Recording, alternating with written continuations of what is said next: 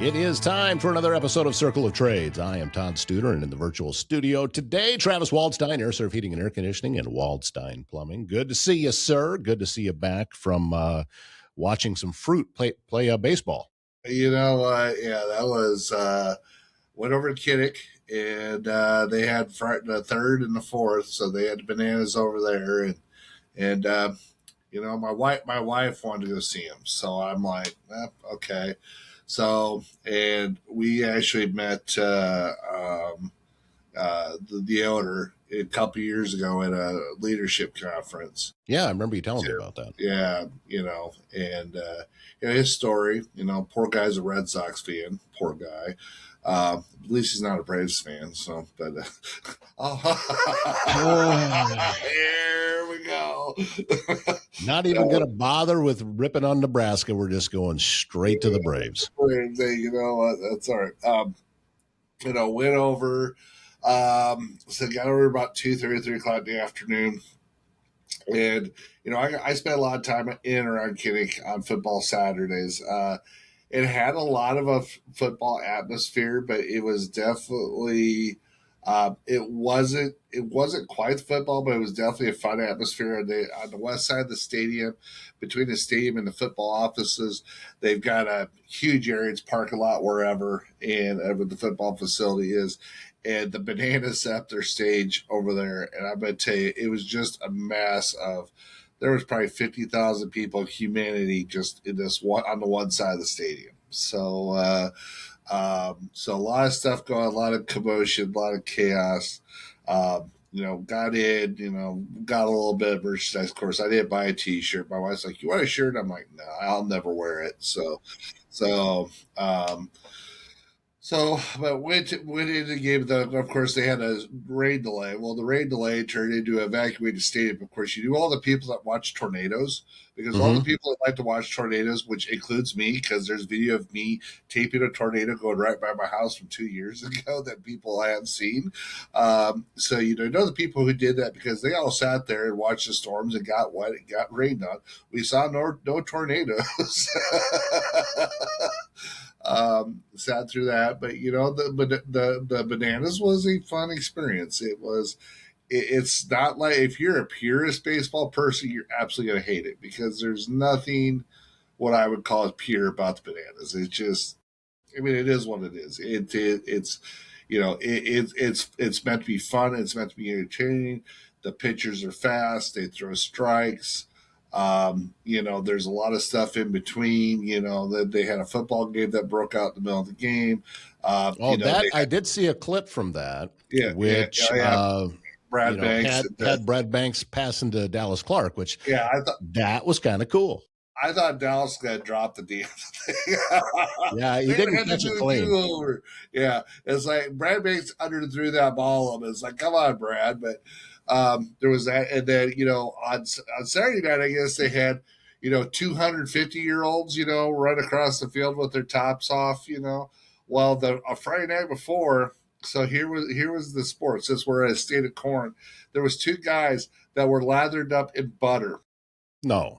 And they had to run 90. They ran 90 yards, and there's 2 guys laying on the ground with an ear of corn, or a couple ears of corn on top of them, and they had to go They had to go lay on top of them, lather the corn, and then roll the last 10 yards. And the loser had to eat the winner's corn. No, that's.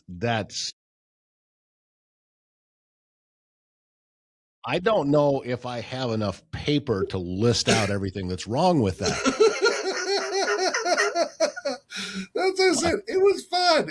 There's nothing. No. That's bad. That's really bad. I'm not. Yeah. Oh yeah. It was great. There was that.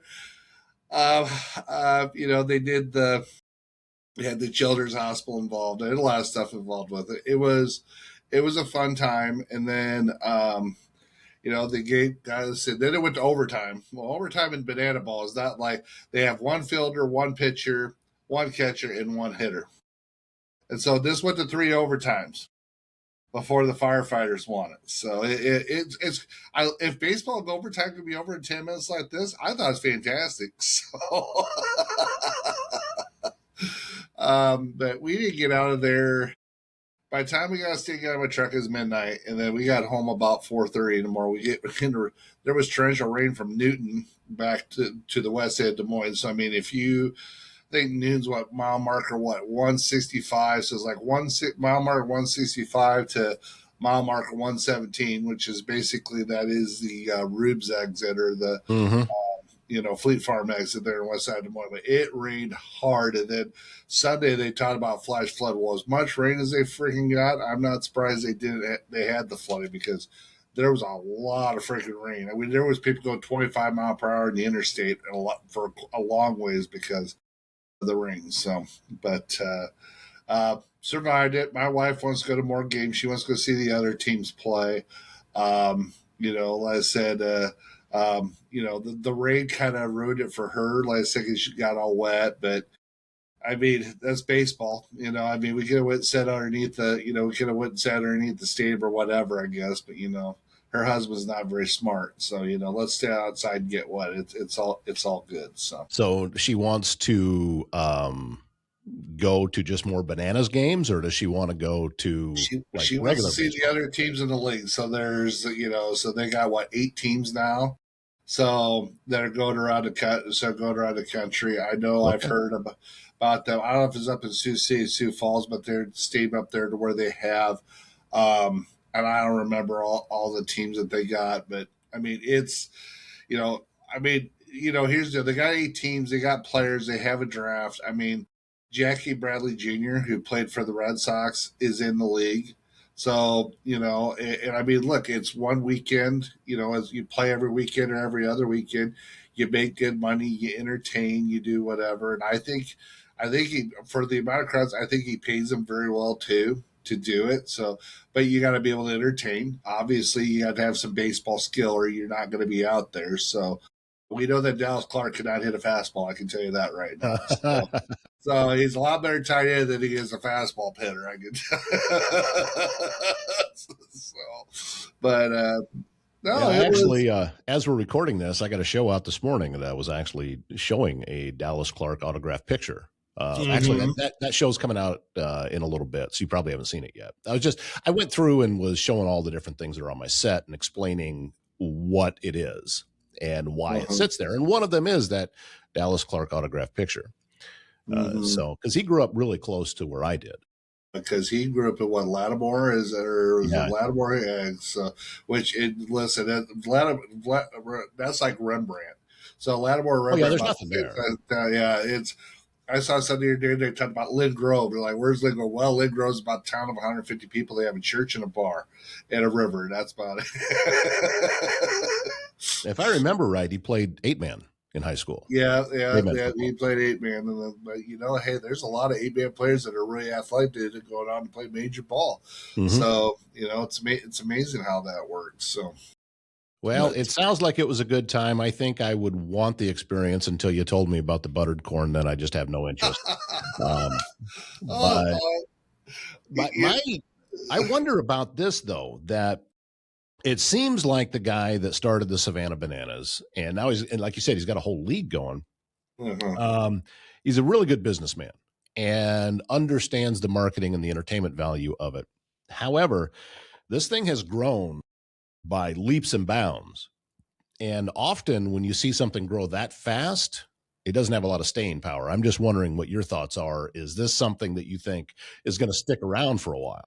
Well, I if as long as it's considered entertainment, I think it'll stick around for a while. When if someone tries to take the league and be serious about it, and division winners and playoffs and all that stuff, I mean, that's not what this is. This is what it's all. It's meant to have fun. It's meant to entertain. There's some baseball involved with it, but like I said, it is an entertainment piece. There isn't a dull moment between music and baseball and all the other activities that they do. I mean, it is a show. And I'll put it this way: if you're a Major League ain't gonna sit out there and do this for 2 hours. Shit, I mean, they'd have to call their agents and they need more money for what these guys do. But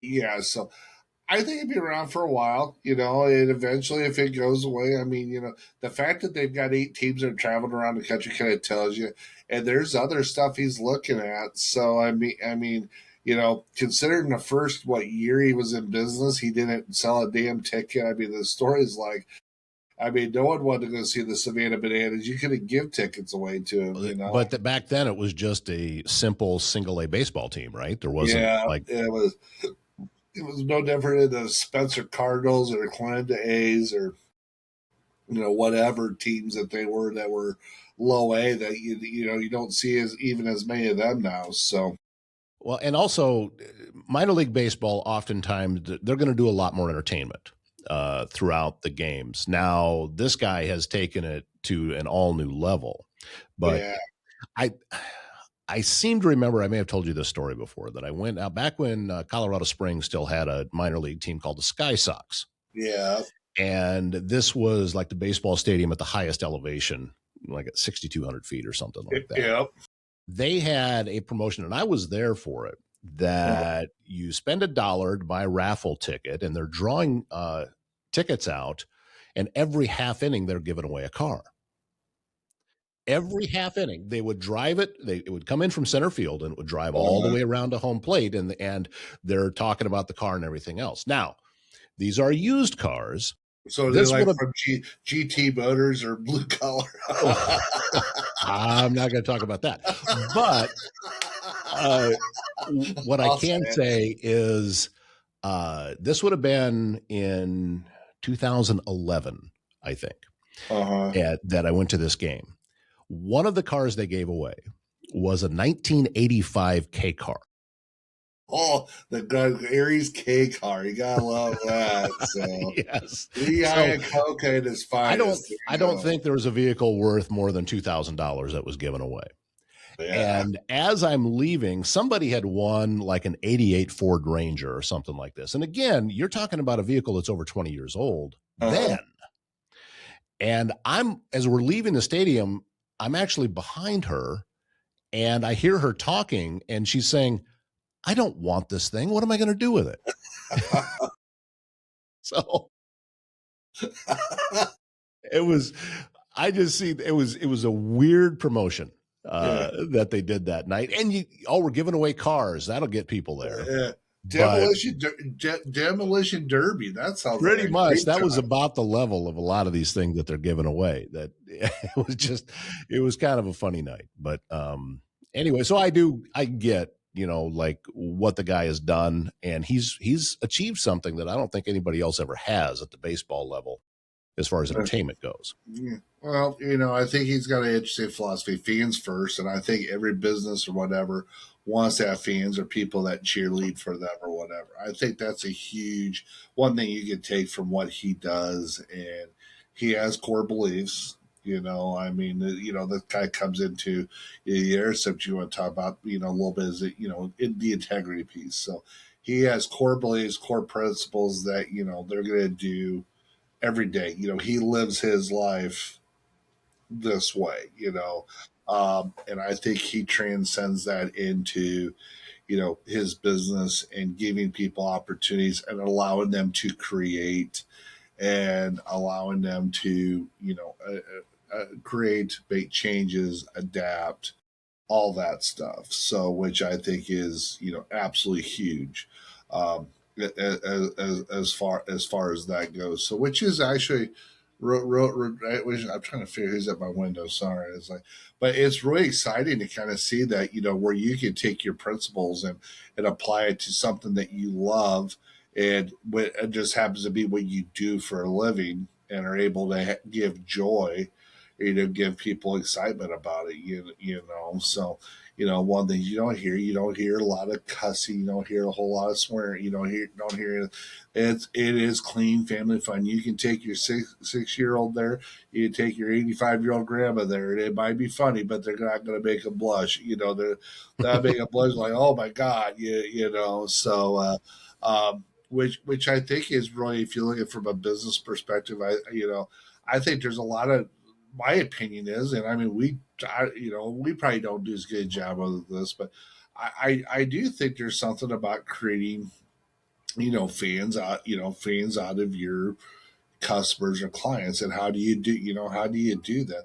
Well, we're not rubbing two guys with butter and run down the field of popcorn, the butter corn and roll the last 10 yards on the Kinnick Stadium field. We're not doing that, obviously, but I mean, as far as how we do service, how we interact with customers, we from us saying thank yous for cookies with installs to the positive reviews you get on Facebook kind of stuff. So I think it's not quite the same, because let's be honest, air conditioning, heating, and plumbing is kind of boring. I'd be lying. I mean, if I sat here and said, well, this month we're going to sell this, and no one gives two shits about it. At some point, most people know what a furnace is. They know what an AC is, right? I mean, correct me if I'm wrong, but you try to win that, but you also want to do it the right. You want to do things the right way, and there's, and that's where the integrity piece kind of comes into me. My simplest definition with integrity is, doing the right thing when nobody is looking. I mean, simply put, I had this conversation with somebody yesterday, with a distributor actually, and I'm not going to put names out there, but I'll share the summation of the story. My distributor that I buy some parts from, come to find out that he was selling to an electrical contractor, unnamed electrical contractor. Um, uh, that's not licensed to HVAC, but he was selling equipment to him, and found out about it. And, as someone who spends lots of money on licensing permits, apprenticeship, inspections, all that stuff, that's a huge part of what we do. And so, not that they can't go buy it online or whatever else, but, you know, the answer that I got from this distributor is, well, he says he's got other people doing it. We have to trust him, and hopefully he doesn't do it in the future, is what I heard. And I'm like, well, wait a minute here. I can't go to an electrical supply house and just buy anything that I want. Like I said, there's a lot of stuff at electrical supply house I can't go buy. You can go to Menards and buy a lot of stuff, but they don't carry everything at Menards that you can in an electrical supply house. There's reasons for that.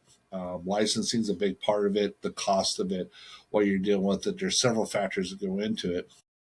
And my position was this: is like, yeah, I said, I think you're enabling. And, if you really want to help him, I said, if this contractor's got a couple HVAC subs he works with, that's fine. I got no issue with that. But then what they should be doing is developing a relationship with the subs, that he's doing business with, and then saying, hey, look, you know, we'll sell equipment to you if you want to get licensed, but we'll help you go through the process. But until that happens, this is how we can help you. And and he says, well, hopefully they'll do the right thing. Well, I don't. To me, it's not doing the right thing. It's there there's nothing that says he can't sell that equipment, you know. But to whoever, he can sell it to Utah as far as that goes, equipment. But you have to have someone that's licensed and able to certify and do permits and inspections and do all that other stuff. Well, that's the flip side. That this wasn't happening, and I found out about it. I wasn't very happy about it. So, I've got no problem with competition. There's lots of good contractors in the Omaha Council Bluffs market. There is across the country. I 100% believe that. I also believe you have licensing and permits and inspections for a reason. I think our industry desperately needs it. I also think our industry needs people. I'm a big believer in that, but I believe there's a right way of doing stuff. And when when contractors or people are skirting the system, hey, I don't have to pull permits here. I'm not going to do this, or I'm not going to do this. All you're doing is hurting everybody else. I understand people don't want government regulation. I get it. I don't want government in my life anymore than I have to. But here's the problem: the reason they got to get involved is because there's a lot of people who've done a lot of dumb shit. And, since we're a country that likes to save people and we don't believe in Darwinism anymore, they got rid of yard darts in the 1980s for that reason. So that's my philosophy on Darwinism. So, but and we want everybody to be safe and healthy and all that stuff. Well, there's certain protocols, there's things that need to happen, whether you like it or not. So I have, my thing is, do it right, get your licensing, do what you're supposed to do, and it's no different than me. If I sell an air conditioner, and I need to have, I'm not a licensed electrician. Guess what? I got to call somebody to Mhm. come out and do the electrical for it. That's part of the deal. Omaha's even more strict about this than Council Plus, but I have to call them a licensed electrician. I've had a plumbing license for a long time. We didn't do a lot of, as far as sewer work until about 3 years ago. When we decided to go full bore, we decided we'd get more into that side of the business. And we hired people that are help qualified along with us to be able to do it. But we're licensed and we're sure we have the qualified people and stuff. And we go through the trainings, the OSHA trainings, the trench excavating, all the other stuff that we need to do with it. So, and not that I'm here to tell anybody how to run their business, but I don't have problems with shortcuts per se if you can make the job faster, smarter, safer, and it's a benefit to the customer. It's a win-win. But if you're shortchanging it just to save the customer a buck and it's creating more, that's not doing the customer any favors. And that's where it comes back to me. So I circle back to the integrity piece. Is my distributor doing this contractor prepared by continuing to sell his equipment and hope that he's going to do the right thing and try to educate him to do the right thing? Or is the better thing for him to do, for that distributor to do, is says, well, since you're not licensed, we can sell you parts if you need parts. Because I guess they do some facilities too. Facilities work too, which is none of my business, frankly. But equipment, sorry, you're not able to buy equipment. You're not licensed to be able to do some of the stuff that you're doing. And so, if you got somebody you're working with, we'll work with them to work with you to get it done. But, that's the decision they've not made. And the other side is, well, then go somewhere else.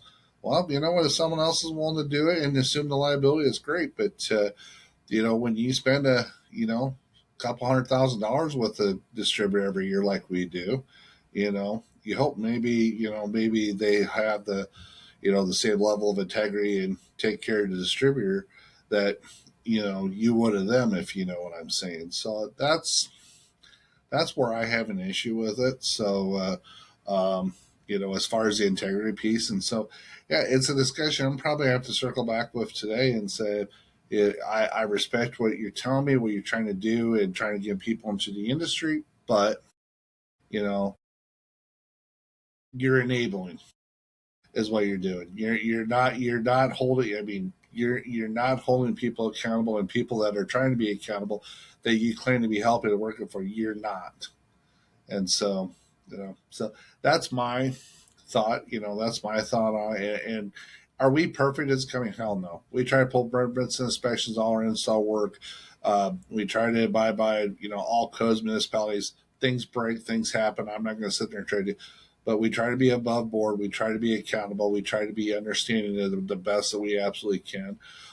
There's sometimes I say stuff or I do stuff that as a business owner I probably shouldn't do because of the possible legal ramifications. But if I feel it's the right thing to do, I'll do it all day. Especially if it's to benefit the customer, if that makes sense. Because we're in a relationship business.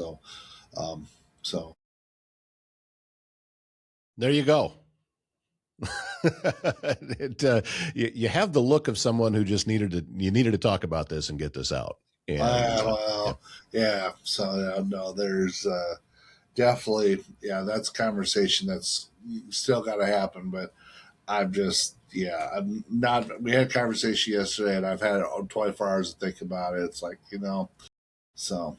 But and I'm in the same pool with you as far as integrity goes, and especially, you brought up that when no one's watching, and to take it even one step further, still doing the right thing when no one will ever know you did. sometimes doing the right thing hurts. Yeah, yeah, it Sometimes does. doing the right thing is painful.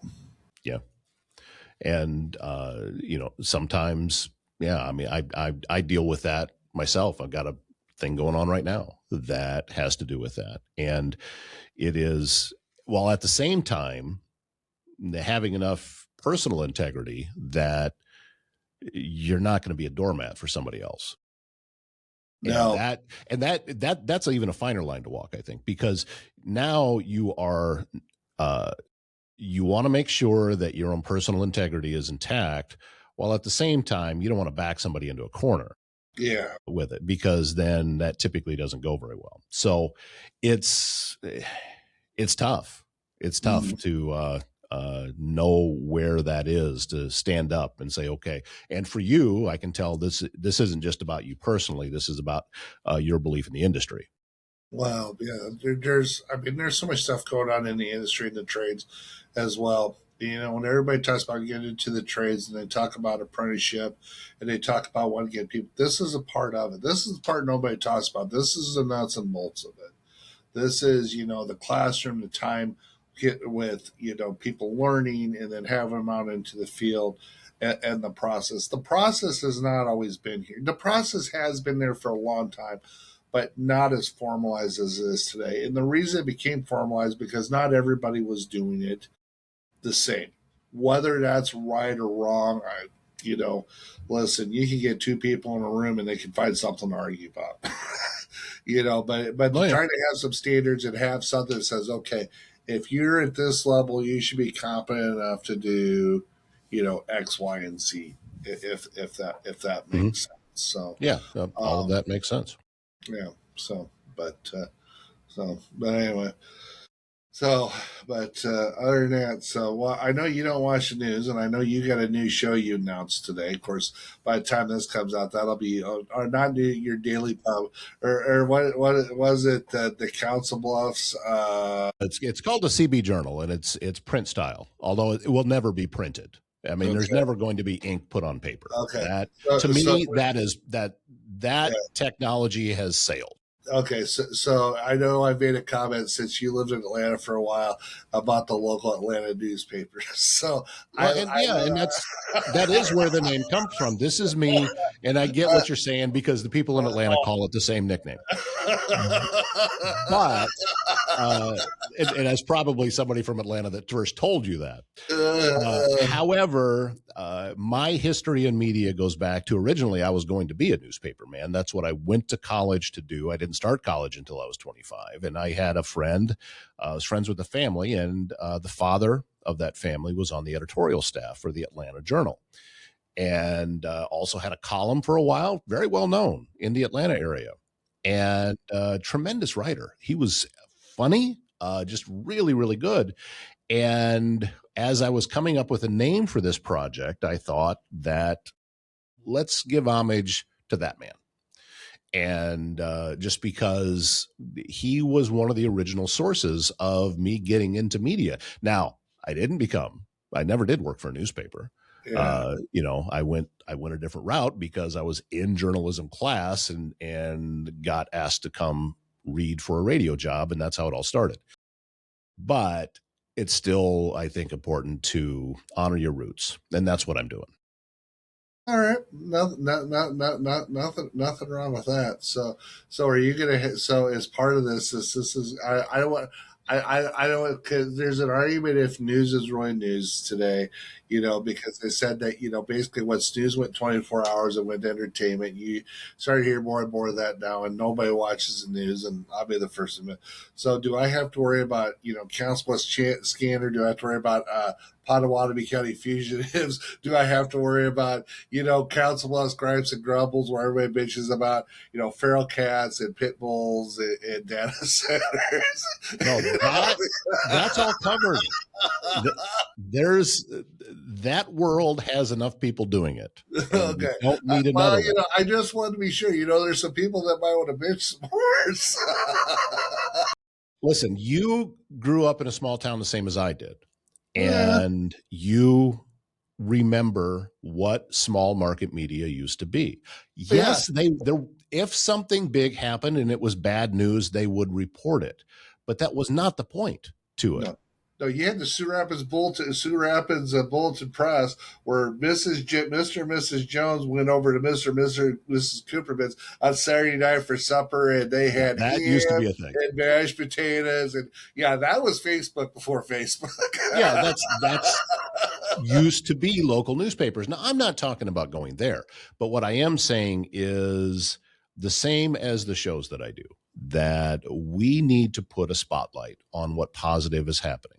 It's not ignoring the negative. It's not saying that it doesn't exist. It's just saying that positive exists alongside of it, and there's more positive than negative.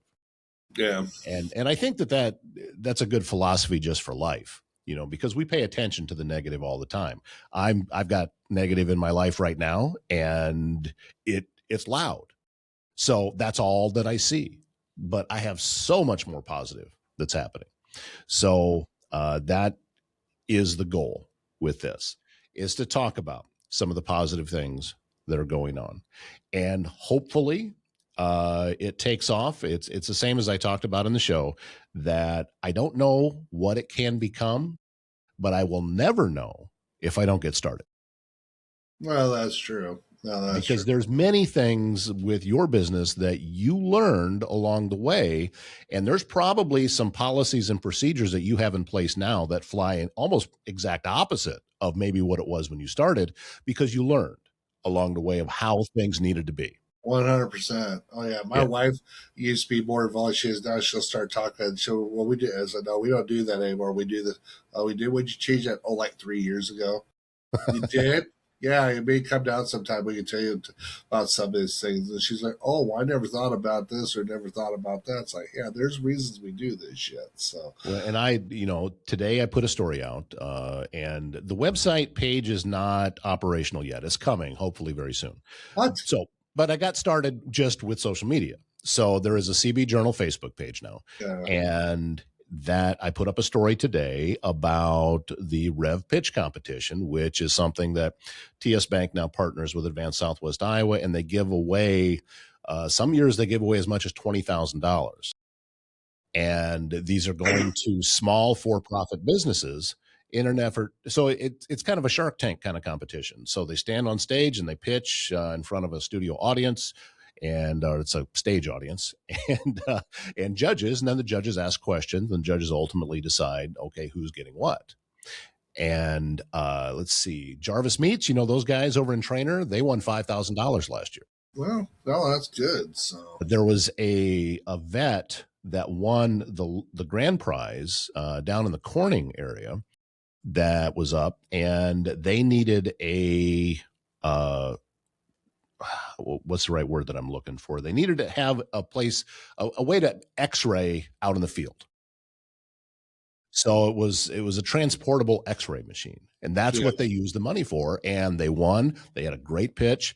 You show pictures and videos of horses needing help, that you're in a good place. So that's what happened with that. So anyway, that's the story, and applications open up here shortly. And they had 70 different applications one year, whittled it down to 5 finalists, and those are the 5 that pitched. It's a cool event, and it seriously changes money. Or changes lives. I know Clayton Gillette did a couple of years ago. Clayton was so good on stage, and he would argue that point because he was very nervous and very uncomfortable, but he's also very funny. Yeah, and he just leaned into that and let himself feel uncomfortable and let the funny come out of it. He had the crowd going. It was a no-brainer for those judges. Yeah, no, like I said, there's been a few other people that it's a great opportunity, especially for newer businesses that need capital or whatever. Hmm. So, no, that's kind of a no, that's a definitely a really cool thing, obviously. So, And we talked about it on a podcast that because they've been after me for a few years to apply. And I told them, just like I've told them every year, and I think about it every year, but I always come to the same conclusion that I am in a better position to help publicize what it is they're doing rather than actually being involved in the competition. yeah, Because I think it would be a conflict of interest for one me to do these stories and then apply for it myself. 100%. Yeah. So you talk about integrity, and they have made the argument to me that listen, it's an independent panel that is deciding who goes into the finals. It has nothing to do, but it's how it looks. Yeah, You know, no, exactly. So, it's like me being a Hawkeye fan and going and picking the five best Huskers of all time. I might turn over Tommy Frazier. I might pick Sean Eichhorst. I'm probably not going to be biased in the right direction, if you know what I'm saying. I get it. You don't have to explain to me. So there's my Husker bash for the week. there you go.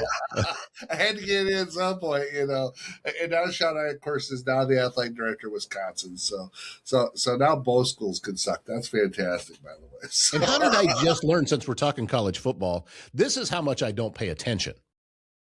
I just learned that Pat Fitzgerald's a new coach at Michigan State. You didn't know that? I didn't know. Oh, he took LeVar Woods, our special teams coach from Iowa, up to Wisconsin. I knew that he took LeVar Woods, but I for whatever reason, it wasn't registering with me because I think Michigan State's now going to be somebody to have to worry about.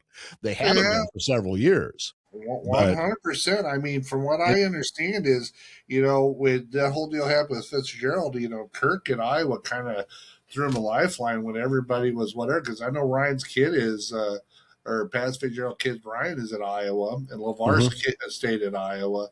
But I think, I think there was a lot of respect shown to Pat Fitzgerald by Iowa. And one of the reasons that I think that LeVar went to Michigan State is he gets a chance to be an assistant head coach, gets experience to rise, gets to be in a different program. Because I think LeVar will be a head coach one day sooner versus later. Probably should have been by now. Probably should have been, but the Iowa program hasn't changed around. But if he wants to, he's got to expand his wings, and when you have developed that relationship, that makes a difference. So I mean, yeah, do I love Pat? Do I love Pat? The fact that Pat Fitzgerald's in the Big Ten. Now I'm glad he's at Michigan State versus fucking Northwestern. I mean, there's not. I mean, the only thing worse than getting beat by Nebraska is getting beat by Northwestern. So in my book, it's free. It's like in football, especially, it's like getting beat up by your. So it was. Well, it made sense, that because Michigan State they have a good tradition there, and they're used to being competitive, and they just haven't been. Yeah, listen, the most heartbreaking loss I've ever seen in Iowa was the 2006-15 Big Ten championship game where Michigan State drove the ball down 90 yards and took 7.5 minutes off the clock and scored with 30 seconds left against our defense. And it was like just it's just like two fucking tanks of World War II going back and forth, beating the hell out of each other. And was I was undefeated, and they that came down to like, I don't know, maybe a foot that he got across the goal line. Yeah, I still don't know that he did, but it is at this point you can't go back and change history. But anyway, no. Well, I see you kept all your fingers and toes. So you made it through the fourth. So yeah, I did see. There was a post that came out early on the fourth that said many people are waking up today for the last time with all 10 fingers. Oh, yeah, we lit some fireworks for the boys. And the first firework we got, they were these little ants that looked cute. went to light them, and they were these spinny things, and they went up and they popped and they banged and they hit one of the trailers out at Hayden's house and it scared the shit out of the grandkids. Like, I guess that one's probably not a winner. Right. So yeah, so it took my kids took all of one blown up one thing to scare the hell out of grandkids for fireworks. They're like, you want to light fireworks? Like, yeah. No, they can't remember what the heck they want. So. I don't mind fireworks when I'm there and I know that it's coming. I don't mind fireworks on the 4th of July when everybody's doing it. It's just this solid noise going all through the neighborhoods. It's when, and especially in Iowa, because you can sell these things a month ahead of time, that, you know, my neighbors wanting to wish me a happy June 14th. You know, and just shooting off fireworks for no reason at all. Hey, you know what? We celebrated UFC 250, on June 14th. I don't see the problem there, Todd. I learned more. You know what? You guys can all bitch about Trump or whatever. I learned more about the White House and watching UFC 250 than I've known about the inside of the White House in my 53 years being alive. So you can be mad at him for all you want. That was a cool spectacle just to see all the stuff around Washington, D.C. So I mean, and see inside the White House and the Wall of Fame with the presidents and the Green Room and the Oval Office. Guess what? You don't see that stuff, and you get to know a little bit of history. I thought that was freaking fantastic. So we should. Is there a Knievel still out there doing? I know Robbie passed away. Is there a Knievel doing stuff? There's a kid named Logan Allen that tries to do stuff like that. He's local. His dad's like one of my very best friends in the world. So should get somebody to jump the White House. Don't tempt Logan. He won't climb a 10-foot ladder. But that kid, I mean, he does. I know they got canceled because of the rain, but he was going to be down one of them doing the bikes on the 100 block. He goes and jumps, and I know he's been out to Phoenix. He's been down to Texas. I think he left from Council Bluffs on the 3rd or whatever he did, and they had to go do his show up in Wisconsin. And like I said, I mean, that kid does a lot of crazy stuff on a motorcycle. I can say that I know he's been dropped on his head a few times. It's not from his dad; it's from him falling off motorcycles. And Logan's a great kid. If you know him and know a little bit of his history, great kid, good family. Like I said, his dad's one of my best friends in the whole wide world. But you tempted Logan, he'd probably try to jump it. I have no doubt about it. Now the Secret Service, or the guys with the guns, when he comes up and over, might go, "What the hell?" But that's just calamity taking place. But nope, I didn't see the UFC thing. I heard it was pretty entertaining. It's just not. I don't even remember where I was at that night, but I wasn't home. So yeah, I love you. I had to admit, I like UFC and I do like bare knuckles boxing. Of course, I like wrestling too. So there's something about that. Right. Whether you agree with it or not, I don't know. Not everybody knows violence, whatever, but there's something, and if it's two guys or two, you know what? There's something about, there is an art to it. I know people are like, whatever, and it's like, well, that's how it is out in the wild, doggy dog. I mean, there's always someone bigger or badder. It doesn't matter how big or how small you are. It's amazing how. Very true. Very true. Well, sir, grateful for the information again today. Moral of the story is that integrity matters, especially as a Husker fan.